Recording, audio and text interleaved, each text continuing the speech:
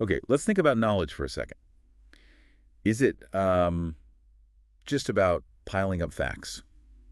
Downloading more and more information? Or is there something else? Exactly. Is there maybe a deeper kind of knowing, something truly transformative that genuinely shifts how you see everything? That's the big question, isn't it? It is, and that's what we're exploring today. We're doing a deep dive into some really profound excerpts from Jnana Yoga, The Light Within. Specifically, Chapter 4 of the Bhagavad Gita. Right. Our mission here is to pull out the most crucial insights about Jnana Yoga, which people often translate as the yoga of knowledge. A very potent translation. Now, if you were with us for our last deep dive, you might recall we looked at Karma Yoga. Ah, yes, action without attachment. That's the one. The art of doing your work, your duty, but without getting tangled up in the results. Well, today we're going even deeper. Because this isn't surface level? No, definitely not. Because this yoga of knowledge, Jnana Yoga, it's not about just, intellectual muscle flexing or reading stacks of scriptures. It's something lived, experienced. It really is. This is the kind of wisdom that actually awakens the soul. The light that quite literally burns away ignorance. Like clearing fog. Yes, allowing you to see the world, yourself, everything, with this completely fresh clarity. We're honestly about to unpack some seriously powerful ideas here. And you've really hit on that key distinction right away. It's crucial. You think so? Absolutely. This chapter, Chapter 4, it reveals a truth that's, well, fundamental. It sits underneath pretty much all spiritual understanding, and it goes way beyond just nodding along intellectually. So it's not just agreeing, that sounds nice. Precisely.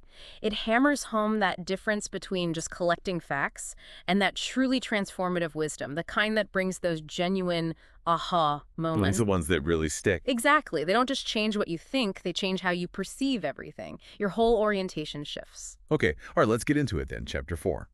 Because it kicks off with something, well, frankly, a bit startling. It does grab your attention. Right.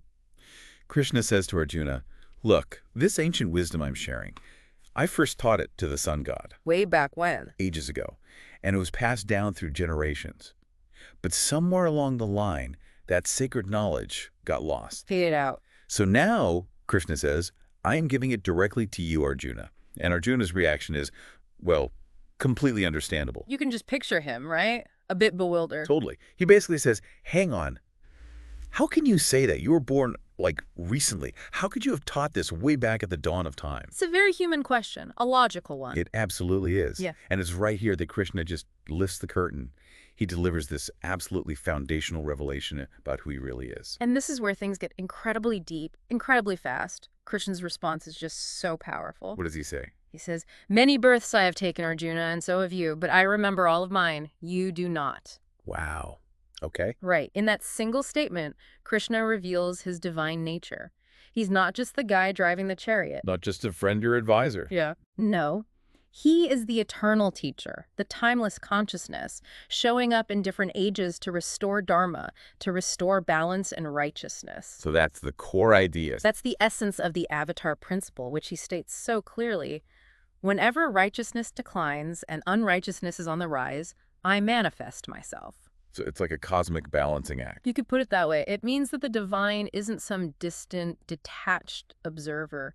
It actively steps into human life, into history itself, to uplift things, to course correct when the world goes off track. That's actually quite comforting, isn't it, if you apply that avatar idea to your own life? How so? Well, it suggests that even when things feel really dark or unjust personally, there's this inherent tendency in the universe, maybe even within you, towards balance. That light will rise again. A return to equilibrium. Yes, it's a profound sense of hope, of assurance embedded in the cosmic order. And that feeling, that potential for a light to rise again, it leads us perfectly into the heart of Jnana Yoga, doesn't it? Because that corrective force, that rising light, seems fundamentally tied to this true transformative knowledge. Absolutely. The awakening is through understanding. So the chapter's title, Jnana Yoga, the Yoga of Knowledge. But like we said, Krishna is very clear. Just reading scriptures or doing rituals, that's not enough. He draws a line in the sand there. He really does. Which brings us right back to that crucial question. If it's not just about books or ceremonies, what is this true knowledge he's talking about? And that's the absolute core of it. True knowledge, as Krishna puts it in the Gita, is essentially this: to see the one in all beings, And then to act with that awareness. The one in all beings. Exactly. Yeah, it's not just, a nice philosophical idea you keep in your head. He calls it a transformation of vision. A transformation of vision, not just thought. Exactly. It's about fundamentally changing how you perceive reality. It means seeing the eternal within the temporary things around you. Like seeing the ocean in the wave. Beautifully put, yes. Seeing the soul behind the name and the physical form. Perceiving the presence of the divine, that singular consciousness in absolutely everything. Wow. So for you listening, imagine looking at challenges not just as problems, but as maybe reflections of a larger pattern or opportunities for insight. That changes everything. It does. Because when that transformed vision really takes hold, it can't help but change how you act. Your actions start to flow naturally from that deeper, unified understanding. Okay, so if true knowledge changes how we see, then that must change how we act, which connects back to karma yoga. Precisely. This leads beautifully into the amazing synergy Krishna describes between the two. The union of karma yoga, acting without attachment, and this deep seeing knowledge of Jnana yoga. Yes. Krishna points out that while karma yoga itself definitely leads towards freedom, when you combine it with this true knowledge with Jnana, What happened? your actions become, he says, even more pure, powerful, and effortless. More effortless. Interesting. Because you're aligned with that deeper reality. That seems to be the implication. You're not fighting the current. You're flowing with the underlying unity you now perceive. And then there's that incredible metaphor he uses. It really sticks with you. Which one is that? The fire of wisdom burns all karma to ashes. Ah, yes. Powerful imagery. It really is. Just pause and think about that. It's not just poetry, right? It points to a kind of profound liberation. Freedom from consequence, almost. Maybe freedom from the burden of consequence. Imagine for yourself all that weight guilt about past actions, regrets, confusion, just all those mental knots and burdens. Gone. Dissolved, burned away by the sheer clarity of seeing things as they truly are. By that clear vision, that seems to be the immense promise here. That fire metaphor, it perfectly captures the essence, synthesizing the core insights from Chapter 4. It's amazing how it all weaves together. It really flows. You see Krishna revealed not just as a guide, but as divine consciousness itself. The source. Right.